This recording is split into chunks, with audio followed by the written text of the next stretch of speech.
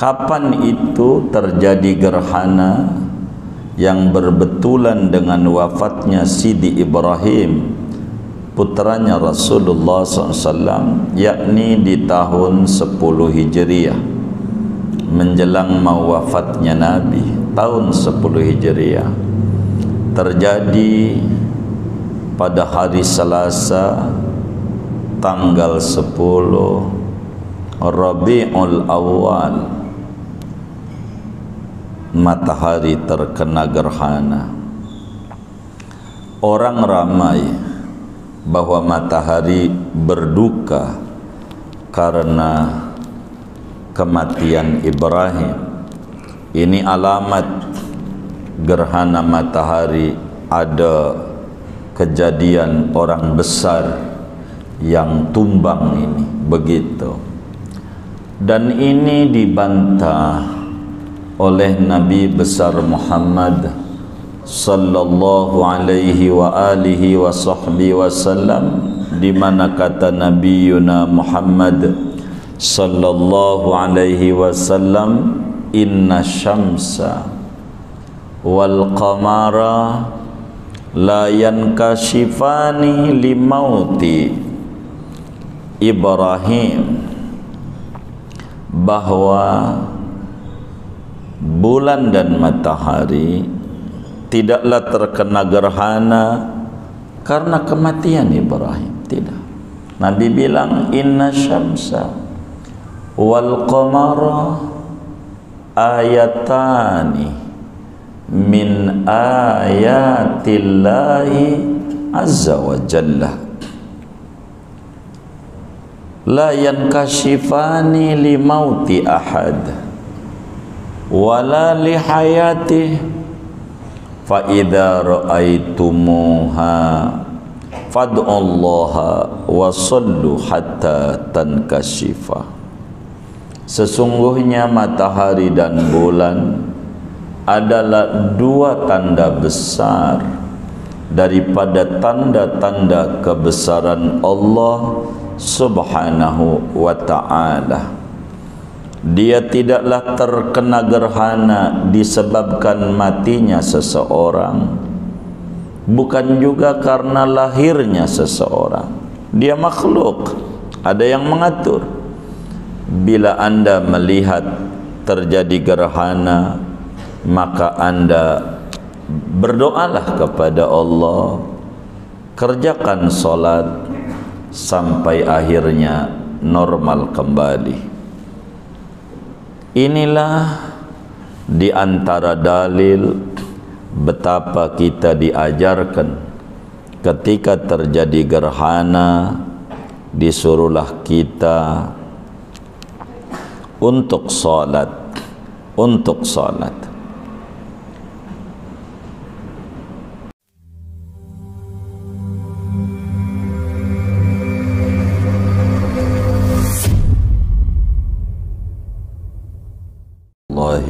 Wabarakatuh. Bismillahirrahmanirrahim. Alhamdulillahi rabbil alamin. Wassalatu wassalamu ala sayyidil awwalin wal akhirin, sayyidina wa maulana Muhammadin wa ala alihi wa sahbihi ajma'in. Allahumma inna nastahdika li arsyadi amrina wa zidna ilman yanfa'una. Qala al-imamul muallifu rahimahullahu ta'ala wa nafa'ana bihi wa bibarakati ulumihi wa ghafara lahu wa limasyaikhihi wa limasyaikhina amin. Faslun, adapun ini yaitu sebuah fasal. Afdalus salawatil masnunati salatul aidaini summal kusufi summal khusufi summal istisqai summal witri.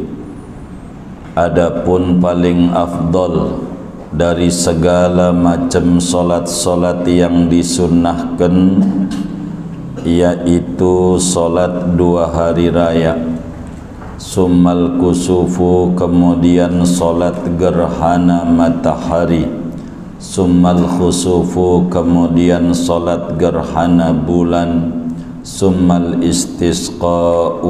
istisqa'i, kemudian solat istisqa, summal witri, kemudian itu solat witir.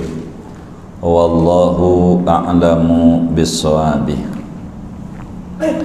Saudara-saudara sekalian yang mulia, malam hari ini kajian kita akan membahas tentang solat sunnah yang paling tinggi nilai pahalanya. Sesudah kita mengetahui bahwa yang paling tinggi yang pertama adalah solat Idul Adha, kemudian yang paling tinggi kedua adalah solat Idul Fitri, maka malam hari ini kita akan membedah tentang solat yang paling tingginya, yang nomor 3 dan nomor 4, yaitu solat gerhana matahari dan solat gerhana bulan. Saudara-saudara sekalian yang mulia, gerhana matahari dan gerhana bulan ini adalah di dalam Islam ini diajarkan cara-cara sehat dan bermanfaat.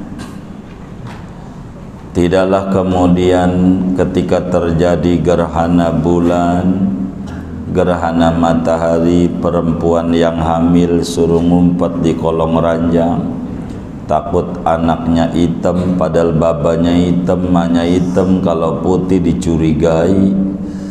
Begitu Islam mengatur, bukan juga karena bulan atau matahari dimakan naga lalu kemudian dikentong-kentongin biar naganya keluar, kayak nyampe aja suara kentongan itu ke bulan. Begitu. Tapi Islam mengatur, ketika terjadi gejala alam, gerhana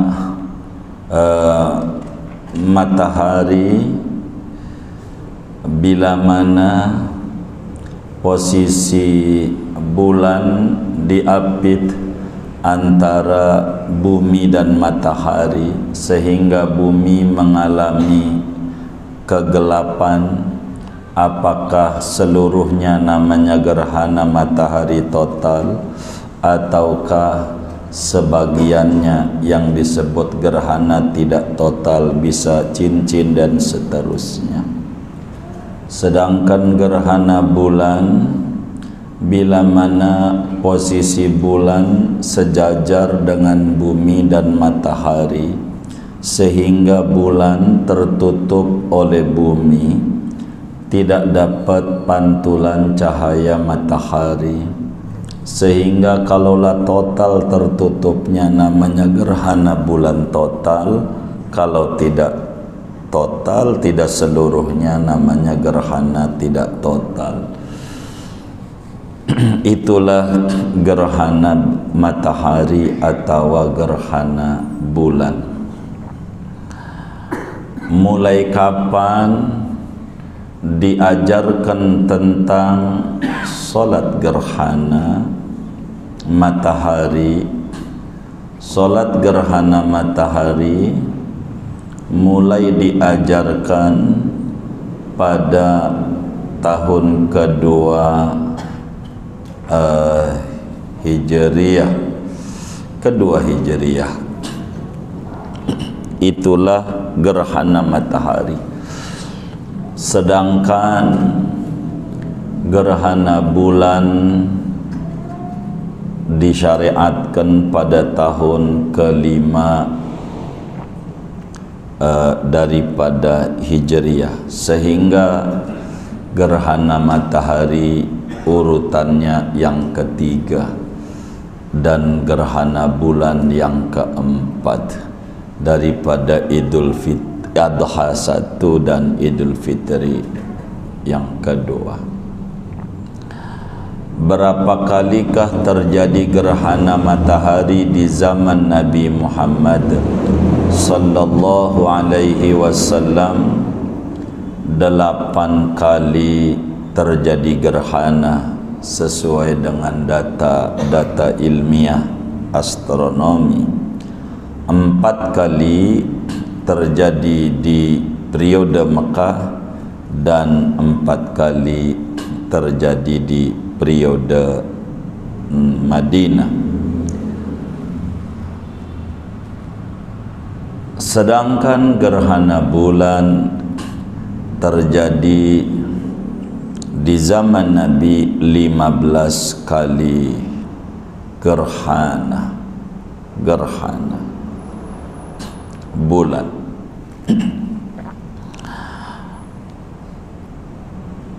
Adapun dalil disyariatkan daripada solat gerhana, baik itu gerhana bulan maupun gerhana matahari, adalah tentu dari Quran sebagai sumber pertama hukum Islam, dan juga daripada hadis-hadisnya Nabi besar Muhammad sallallahu alaihi wa alihi wa sahbihi wasallam. Di dalam Al-Quran pada surat Fussilat di ayat 37 Allah subhanahu wa ta'ala berfirman, wa min ayatihi al-lailu wan-nahar wasyamsu wal-qamar la tasjudu lisyamsi wala lil-qamar wasjudu lillahi alladhi khalaqahunna in kuntum iyyahu ta'budun. Di antara tanda-tanda kebesaran Allah adanya malam dan adanya siang. Begitu pula adanya matahari dan adanya bulan. Karena itu kata Allah, janganlah kalian sujud pada matahari, jangan pula sujud ke bulan, sebab dia makhluk. Ada yang mengatur sampailah terjadi gerhana, itu karena dia tak kuasa menolak itu, berarti dia tak punya kudrat iradat, dia makhluk. Tapi wasjudu lillahi alladhi khalaqahun, sujudlah kepada Allah yang mencipta adanya matahari dan mencipta adanya bulan, kalau benar-benar anda beribadah kepada dia, kepada Allah subhanahu wa ta'ala. Maka kita dilarang menyembah matahari karena dia makhluk ciptaan kayak kita. Bundernya matahari tidaklah mungkin bundar sendiri kayak seperti piring yang ada ini.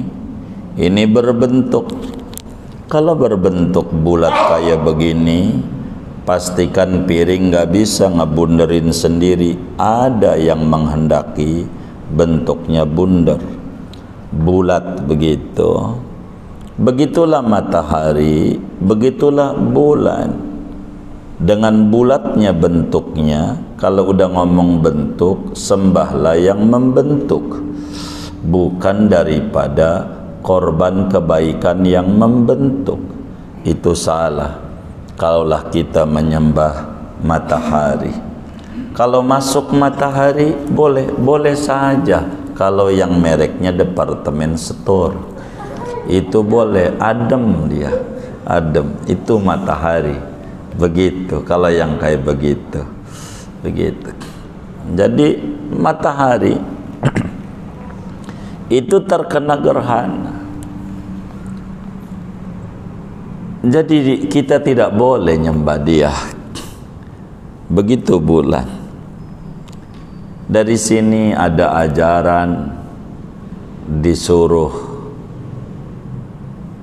solat gerhana bila matahari terjadi gerhana, bila bulan terjadi gerhana.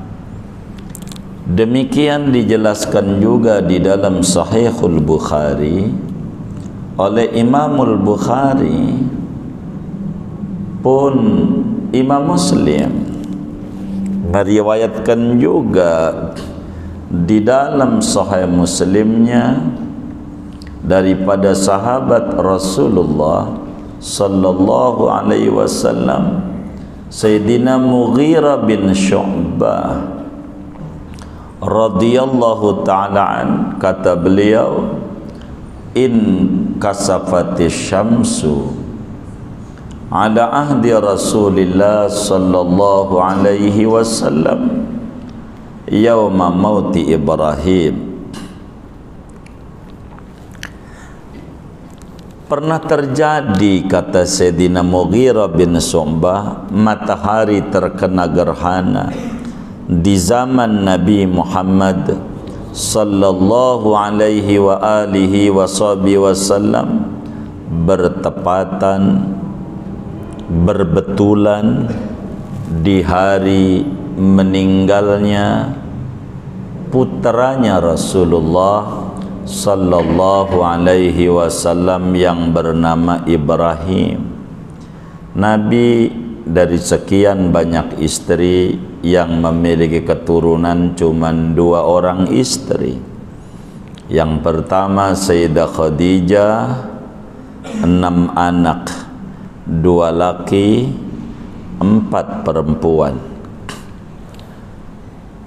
Kemudian yang kedua adalah Sayyidah Maryah Al-Qibtiyah, orang Mesir, yang mempunyai anak namanya Sidi Ibrahim.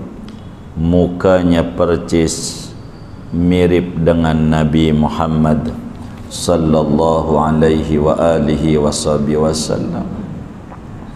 Kapan itu terjadi gerhana yang berbetulan dengan wafatnya Sidi Ibrahim, putranya Rasulullah SAW, yakni di tahun 10 Hijriah, menjelang mau wafatnya Nabi, tahun 10 Hijriah.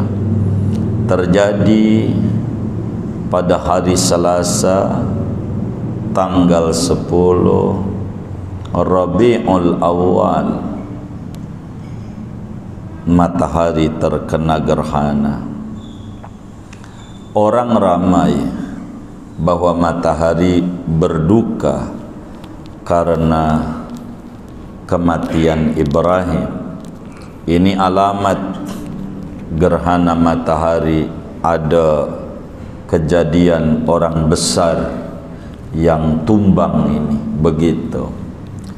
Dan ini dibantah oleh Nabi besar Muhammad sallallahu alaihi wa alihi wa sahbihi wasallam, di mana kata Nabi Yuna Muhammad sallallahu alaihi wasallam, inna syamsa wal qamara la yankashifani limauti Ibrahim, bahwa bulan dan matahari tidaklah terkena gerhana karena kematian Ibrahim. Tidak. Nabi bilang inna syamsa wal qamara ayatani min ayatillahi azza wa jalla la yankashifani li mauti ahad. wala li hayati fa idza ra'aitumuha fad'ullaha wa sallu hatta tankashifa. Sesungguhnya matahari dan bulan adalah dua tanda besar daripada tanda-tanda kebesaran Allah Subhanahu wa ta'ala. Dia tidaklah terkena gerhana disebabkan matinya seseorang, bukan juga karena lahirnya seseorang. Dia makhluk, ada yang mengatur. Bila Anda melihat terjadi gerhana, maka Anda berdoalah kepada Allah, kerjakan solat sampai akhirnya normal kembali. Inilah di antara dalil betapa kita diajarkan ketika terjadi gerhana, disuruhlah kita untuk salat, untuk salat. Bagaimana salatnya? Berbicara salat gerhana ini, saudara, jadi bila terjadi gerhana kita salat. Salatnya seperti salat Id, dalam artian ada 3 tata cara. Salat gerhana ini memiliki 3 tata cara. Ada tata cara minimal, ada tata cara maksimal, paling sempurnanya begitu, dan ada tata cara pertengahan. Minimal enggak, maksimal enggak, begitu. Kayak Id saja sama, ada 3 tata cara. Kemarin udah dibedah pertemuan yang lalu. Bagaimana minimalnya salat gerhana? Minimalnya salat gerhana ya kayak salat qabliyah zuhur, kayak begitu, 2 rakaat. Biasa kita niat tergantung gerhananya, usalli rak'ataini likusufi syamsi sunnatan lillahi ta'ala, aku salat 2 rakaat karena terjadi gerhana matahari, ya menghadap kiblat, ya jadi imam, jadi makmum tersendiri begitu karena Allah Ta'ala. Kalau gerhana bulan, usalli rak'ataini li khusufil qamar sunnatan lillahi ta'ala, aku salat 2 rakaat karena terjadi gerhana bulan, ya menghadap kiblat, ya sendiri atau jadi imam, jadi makmum gitu karena Allah Ta'ala. Biasa habis Allah Akbar ya doa iftitah biasa, baca a'udzu, baca Fatihah, baca surat langganan, kuliah begitu. Habis itu ruku, ya sami Allah, sujud dah rapi, bangun lagi, bacalah a'udzu, Fatihah, baca qul, ruku, semuanya sampailah salam, selesai. Itu minimalnya kayak begitu. Jadilah dengan kita salat gerhana secara minimal.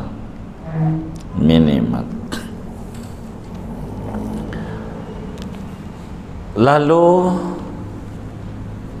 bagaimana salat gerhana secara maksimal? Ini bagus kalau kita sampai kerjakan secara maksimal. Paling topnya begitu dalam mengerjakan salat gerhana. Maka kalau pengenlah kita mengerjakan salat gerhana ini secara maksimal, Maka biasa pakai adzan salat sunnah, as-salatu jami'ah rahimakumullah begitu. Karena ini termasuk disyariatkan berjamaah, maka paling tingginya salat sunnah karena ini dikerjakannya selalu berjamaah. Maka kalau pengen maksimal dalam setiap rakaat, diri 2 kali, ruku 2 kali. Dalam setiap rakaat, dirinya 2 kali, rukunya 2 kali. Maka dari 2 rakaat itu 4 diri, 4 ruku. Nambah dia. Inilah sholat gerhana maksimal. Bagaimana tata caranya? Ya niatnya sama kayak tadi tuh. Jadi Allahu Akbar udah niat, ya doa iftitah, ya baca a'udzu, lalu baca Fatihah, kemudian baca surat. Suratnya apa? Maka suratnya Al-Baqarah sampai kelar. Ya katanya pengen sempurna, ya Nabi begitu. Al-Baqarah sampai kelar, sampai fansurna alal qaumil kafirin, sampai rapi. Udah rapi Al-Baqarah kelar, ruku, Allahu Akbar, baca tasbih pada ruku pertama dari rakaat pertama. Tasbihnya 100 waktu ruku, 100 kali tasbih. Habis tasbih 100, sami Allahu liman hamidah. Yang mau tamat begitu. Baca Fatihah lagi, a'udzu lagi, baca Fatihah, kemudian baca suratnya ya kayak Nabi Ali Imran sampai kelar begitu, sampai ya ayyuhalladzina sabiru wasabiru warabitu wattaqullaha tuflihun, sampai kelar. Udah rapi daripada Ali Imran, ruku kedua, baca tasbih 80 kali. 80 kali. Udah tasbih 80 kali, sami Allah, sami Allah liman hamidah, sujud pertama, baca tasbih subhan rabbil a'la wa bihamdihi 100 kali. Duduk antara 2 sujud lagi, baca tasbih 80 kali. 80. Diri baru 1 rakaat, baru 1. Kemudian naik ke rakaat 2, baca a'udzu, baca Fatihah, baca surat An-Nisa sampai kelar. Udah kelar An-Nisa, ruku pertama dari rakaat kedua, baca tasbih 70. Habis 70, sami Allah liman hamidah, baca Fatihah lagi, baca Fatihah, baca suratnya Al-Maidah sampai kelar. Terus ruku, baca tasbih 50 kali. 50 kali. Baru sami Allah, sujud pertama Rakaat 2 baca tasbih 70, duduk antar 2 sujud. Sujud kedua, rakaat kedua baca tasbih 50, duduk tasyahud akhir, sampailah kemudian salam. Kurang lebih ya 3 jam lah itu sholat. Habis itu khutbah, kayak khutbah Id, 2 kali khutbah. Tentu rukun-rukunnya syarat tidak begitu, nggak punya wudhu yang apa-apalah begitu. Khutbah yang selaras sesuai menganjurkan orang untuk bertaubat kepada Allah. Bila ini dikerjakan kayak begini, namanya paling topnya sholat gerhana. Jadi ketika gerhana nggak balik lagi, berarti kiamat datang. Saat kiamat datang lagi sholat, begitu maksudnya. Jadi ketika kiamat itu datang lagi sholat, itu begitu, lagi sholat. Jadi enak begitu. Makanya Nabi bilang, bila melihat terjadi gerhana, berdoa, sholat sampai normal kembali. Begitu sholat.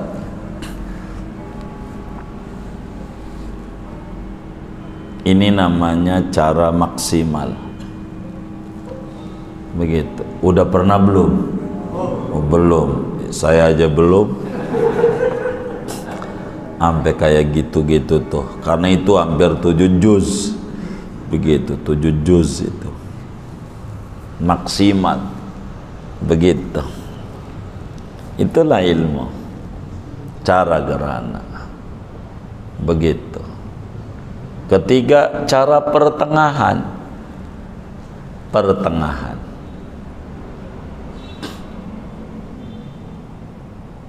Yaitu sholat 2 rakaat dengan per rakaatnya 2 kali diri, 2 kali ruku. Hanya surat yang surat langganan aja, surat yang pendek.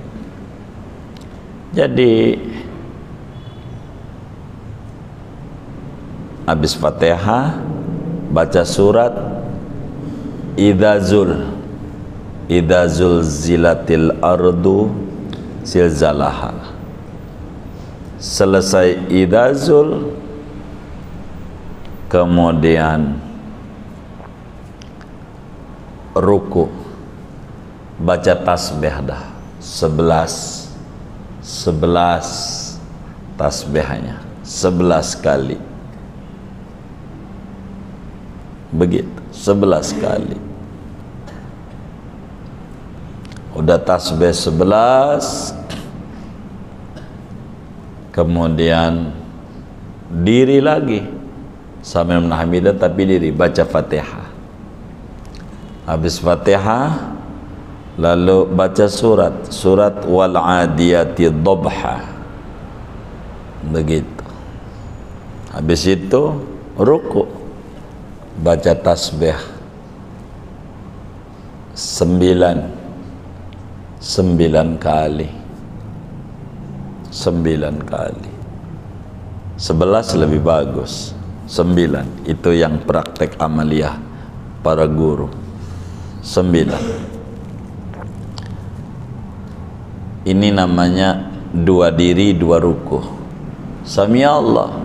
Sujud pertama 11, rakaat sujud kedua 9, mengecil langkahnya, diri menuju rakaat yang kedua. Rakaat yang kedua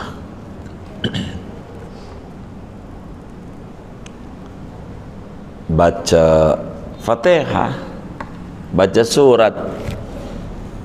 suratnya Al-Qari'atuh Mal-Qari'ah, surat Al-Qari'atuh.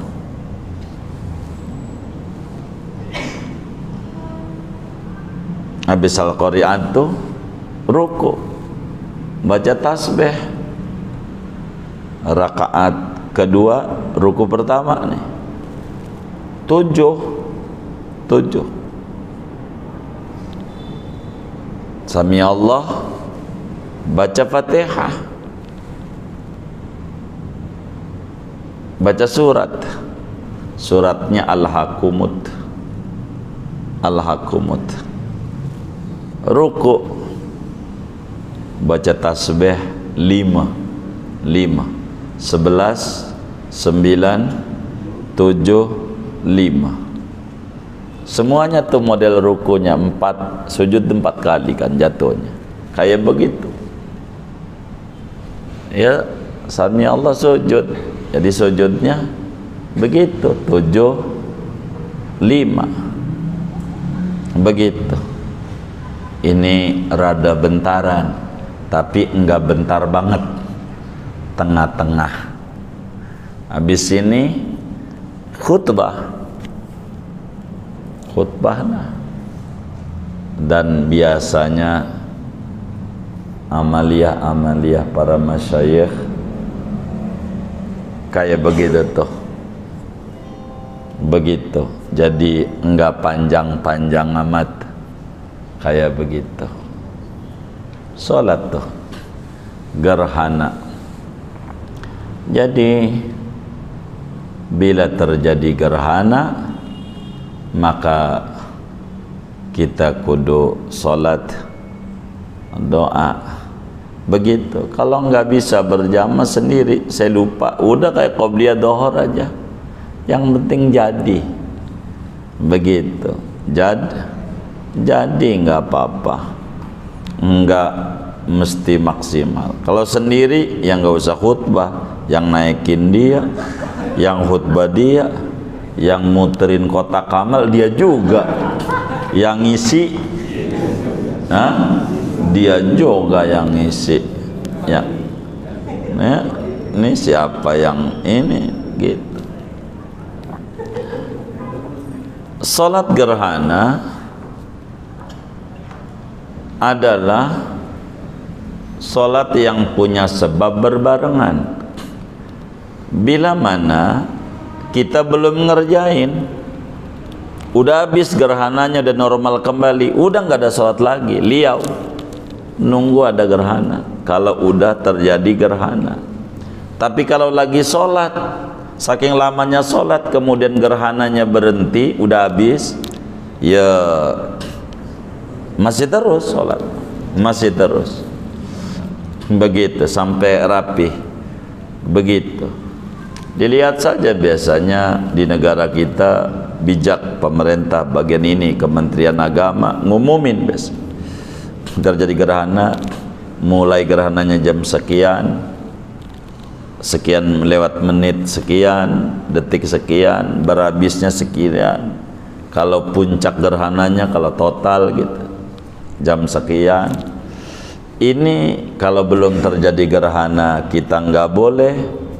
Sesudah terjadi gerhana juga nggak boleh. Jadi sholat gerhana bila normal kembali utuh, ya udah kita nggak ada sholat gerhana. Maka rokaatnya akan didapat oleh makmum kalau masbuk pada ruku pertama, karena ruku kedua adalah sunat doang, kan 2 kali ruku. Ruku kedua kita dapat, enggak dihitung rakaatnya. Imam salam tambah 1 lagi, karena yang dihitung ruku pertama, bukan ruku kedua. Ruku pertama, begitu, baru dihitung rakaat, begitu. Ini penting, salat gerhana ini, dan kita harus praktekkan. Kalau enggak, maka ajaran Nabi Muhammad sallallahu alaihi wasallam menjadi hilang adanya, dan itu merupakan kerugian kalau kita terjadi gerhana enggak sholat. Jangan ditonton begitu, tapi kita ibadah begitu. Kalau nonton doang terjadi kiamat, wassalam. Karena kiamat itu bulan atau matahari terjadi gerhana, bahaya. Jadi kita sholat begitu, biar kita mengikuti apa yang dituntun oleh Nabi besar Muhammad sallallahu alaihi wa alihi wa sahbihi wasallam. Apa kalaulah kita pakai khutbah, maka di antara materi khutbah gerhana yang relevan menyuruh orang untuk bertaubat daripada maksiat yang dikerjakan. Bukan sekedar gejala alam, tapi satu cubitan dari Allah supaya kita mau balik kepada Allah, supaya kita kembali kepada Allah. Itulah gerhana. Dan kita meyakini bahwa bulan juga ada yang ngatur, samalah seperti kita, sama-sama makhluk yang kita sembah, yang mengaturnya saja, yaitu Allah subhanahu wa ta'ala. Saudara, solat gerhana menempati solat tertinggi dari deretan-deretan solat sunnah sesudah solat id, sebab solat gerhana disyariatkan berjamaah. Rasulullah sallallahu alaihi wasallam kalau solat gerhana di Masjid Ghamamah, disitulah solat gerhananya Nabi, di Masjidil Ghamamah, kurang lebih 200 meter daripada pengimaman lah, begitu. Di situ solat kita, begitu. Namanya disebut Masjidil Musalla, masjid tempat solat-solat sunatnya Rasulullah. Ada yang menyebut Masjidil Ghamamah, tapi itu cukup populer. Tapi ulama yang menyebut Masjid Al-Musalla, masjid tempat solat sunatnya Rasulullah sallallahu alaihi wasallam bersama para sahabat. Termasuk id juga di situ Nabi begitu mengerjakannya di Madinah. Inilah kurang lebih tentang solat gerhana dengan aturan-aturannya dan tata caranya. Mudah-mudahan Allah berikan kita taufik dan hidayah, bila saatnya tiba gerhana kita amalkan ajaran-ajaran Nabi Muhammad sallallahu alaihi wasallam, agar supaya hidup kita makin intim dengan Nabi, mempraktekkan ajaran-ajaran Nabi Muhammad sallallahu alaihi wasallam. Amin ya rabbal alamin. Segini aja. Ada yang ditanya mungkin dari materi ini atau di luarnya, sebelum doa dipersilakan. Wallahu a'lam.